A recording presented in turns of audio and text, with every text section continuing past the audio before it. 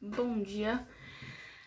Hoje a gente está para falar sobre esse livro chamado Moisés Negro, de um autor congolês chamado Alain Mabanckou. Acho que é assim que se pronuncia. Bem, primeiro é interessante que o título original seria traduzido como A Pimentinha ou Pimentinha. E de fato esse título, né, Moisés Negro, ficou extremamente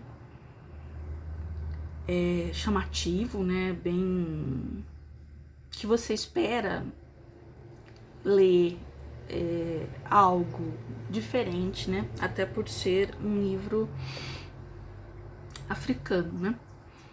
E quando eu comecei a ler, conta a história de um menino chamado Moisés. Ele é órfão no Congo e uma boa parte da história se passa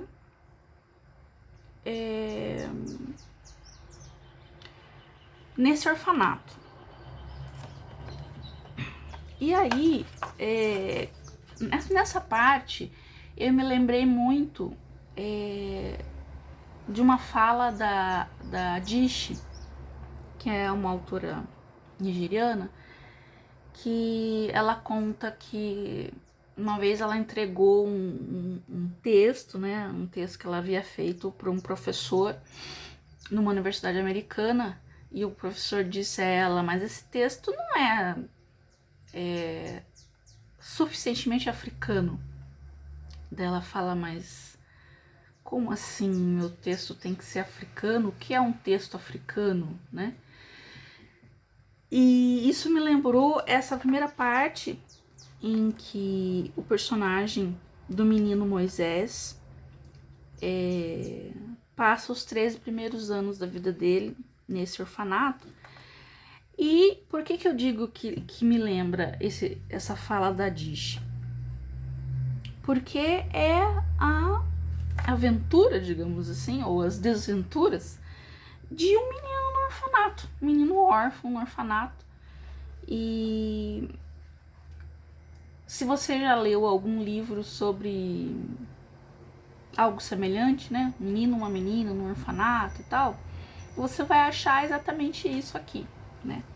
Então isso claro, bem escrito, né, mas pensa assim: nossa, mas eu esperava um texto africano, né, e aí me lembrou a Adichie, né. Se por um lado isso se mostrou uma pequena frustração de não encontrar textos semelhantes a outros textos nigerianos que eu li,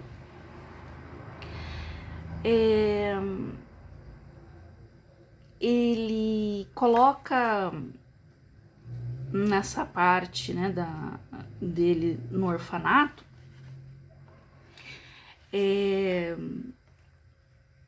algumas coisas da cultura local, como as crenças em bruxaria, feitiços e tal, mescladas ao cotidiano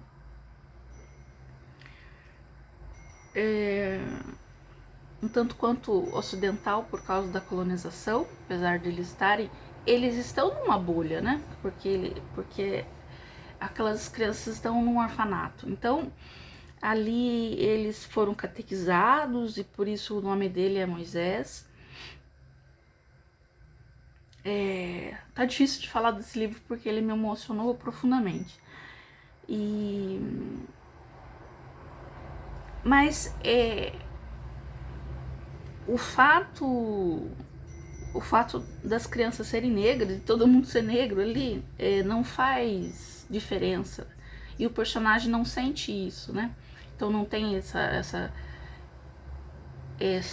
escrita de uma avaliação de quando de quando o africano se encontra com o branco e se percebe através dele o outro, né? A gente não encontra isso. Bem, daí a história dá uma virada e ele e dois gêmeos, dois rapazes gêmeos, fogem do orfanato e vão para as ruas da cidade ali e formam uma espécie de um bando, né, de meninos que roubam pequenas coisas e tal no mercadão. E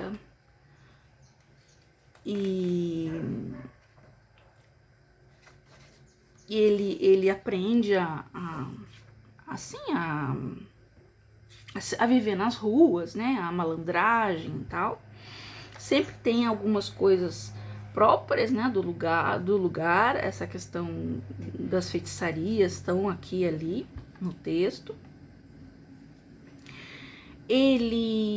Então, quando ele sai do orfanato, ele sente a primeira perda dele, que é a perda do melhor amigo que ele deixou para trás.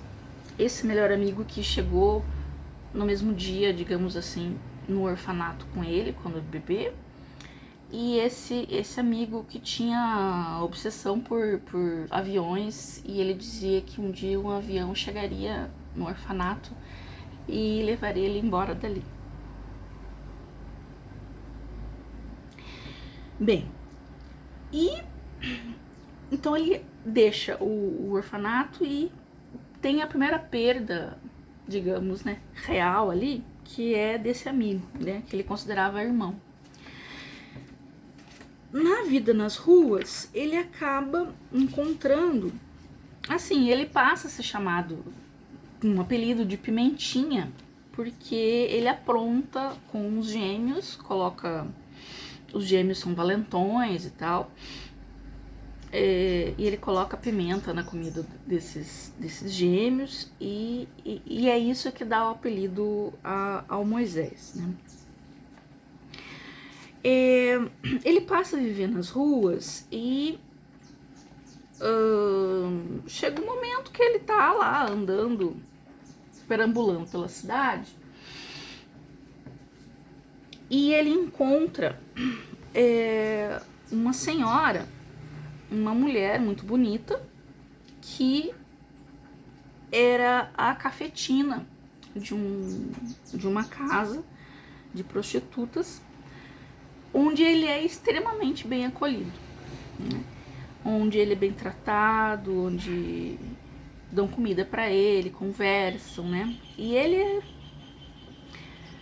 toma essa mulher como uma mãe para ele, né? Quando ele chega, acho que com 18, 19 anos, essa mulher, chamada de Mamãe Fiat 500, ela arranja um emprego para ele no porto, então passa a ter um emprego sério e tal. E ela tinha um terreno onde ele constrói uma cabana e onde ele tomaria conta desse terreno para ela, né? Para que um dia, né, talvez quando ela estivesse velhinha e tal, ela fosse morar ali, né? Então ele vai pro trabalho no porto e vai pra sua casinha, né? Então era uma vida, digamos assim, mais próximo do normal, né? E ele vive bem, relativamente bem, por 10 anos dessa forma, né? Trabalhando ali e tal. Só que chega um dia que o prefeito decreta que na cidade não deveria ter mais prostitutas. E tem coisas a ver com a questão de etnias, porque aquelas prostitutas eram do Zaire e tal, então tem todas essas questões ali que estão também permeando bastante o livro, de quem era quem nas etnias, e por que eles gostavam e não gostavam das pessoas ali. E aí, depois de...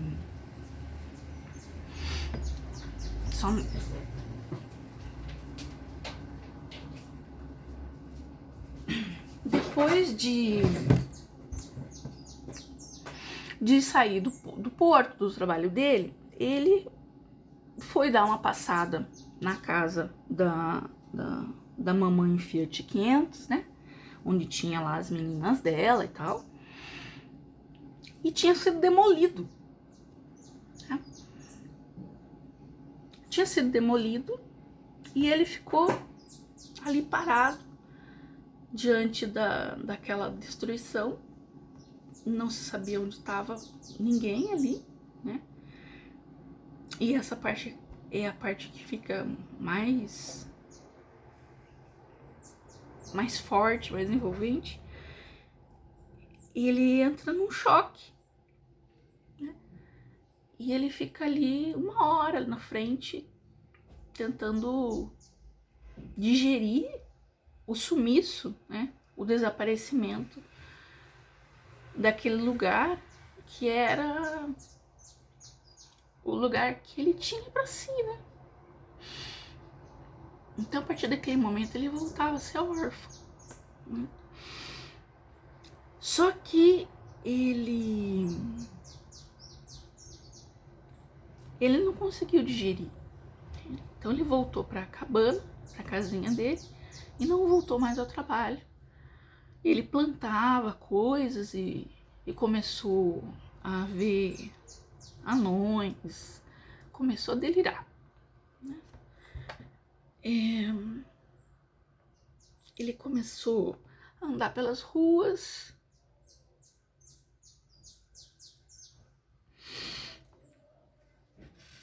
ficou totalmente perturbado, né?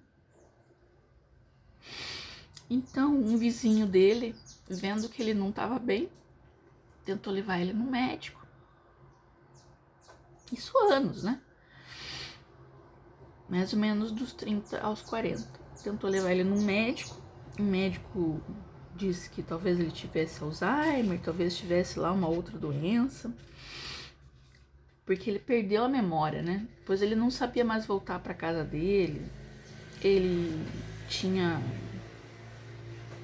obsessões de ver determinadas coisas, não reconhecia pessoas, misturava a história da vida dele com a história dos amigos, das pessoas pelas quais as pessoas passaram pela vida dele. O médico não conseguiu tratar dele, não deu jeito. Ele foi depois levado por esse mesmo vizinho a um curandeiro, né, tradicional, que também não deu conta, né? Mandou ele embora, disse que ele não era doente nada e tal, mas ao mesmo tempo dizendo, seu louco varrido, né? Então, realmente ele não conseguiu curar o Moisés. E aí, quase no final, e aí eu vou ter que contar o final do livro. Quase no final do livro, ele continuou perturbado, né? Ele comprou uma faca e, ao comprar essa faca, algumas memórias vieram à cabeça dele. Daí ele começou a achar que ele estava ficando bom, né? E ele achou que conforme ele ia indo onde ele estava indo,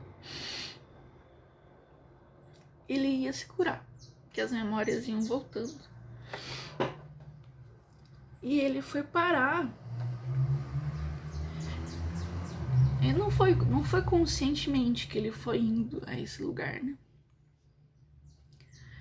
Ele foi parar na casa do prefeito,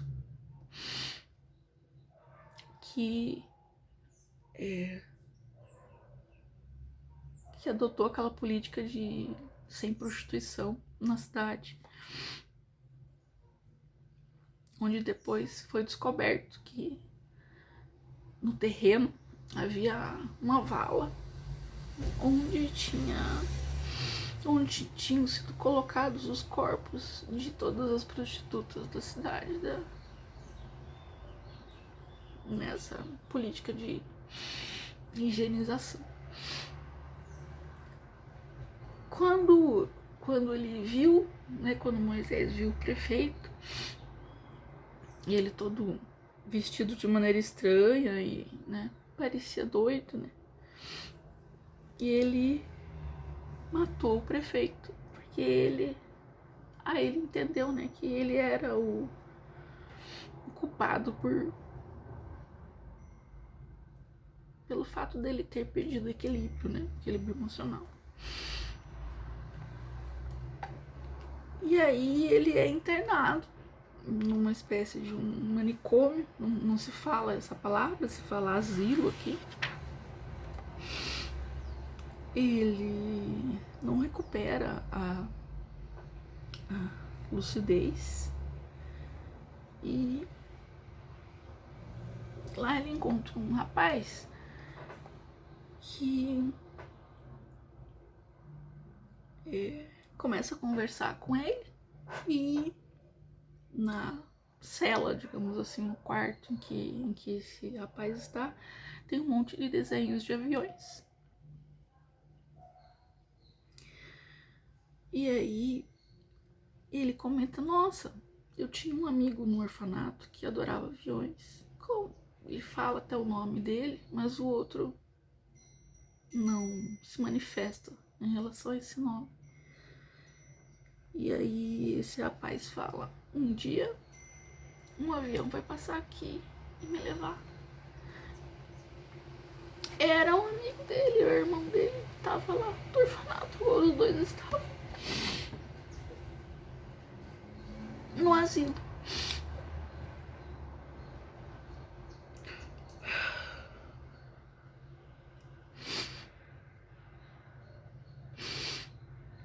Bem, eu acho que o mais bonito dos livros é pensar que todo mundo tem um pouco de medo de enlouquecer diante das coisas da vida que parecem ser, a princípio, sem sentido. E diante dessa falta de sentido é que o Moisés enlouqueceu. E é isso.